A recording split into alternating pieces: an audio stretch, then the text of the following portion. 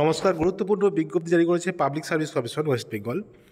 তো কি বলেছে West Bengal public service commission? The important notice regarding migration of the official website of the commission, অর্থাৎ নতুন একটা ওয়েবসাইট খুলেছে পিএসসি নতুনভাবে নতুন রূপে।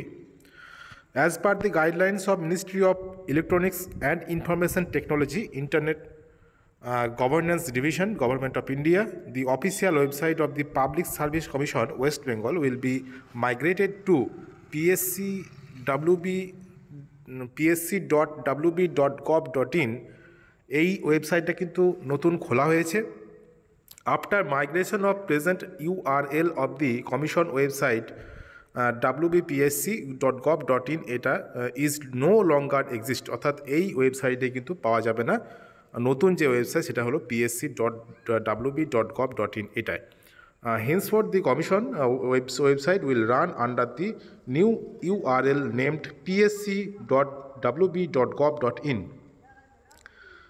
The undertake the aforesaid job, the official website of the commission will be down not reachable from 5 PM of 9/1/2023 of 6 PM of 10/1/2023 after the said period of the candidate and otherwise may visit the commission website through the new URL psc.wb.gov.in। এই নতুন ওয়েবসাইটটা কিন্তু খোলা হয়েছে নতুনভাবে, দেখতে পাচ্ছেন 5/1/2024 এই বিজ্ঞপ্তি by order of the commission secretary এই বিজ্ঞপ্তিটি করেছে।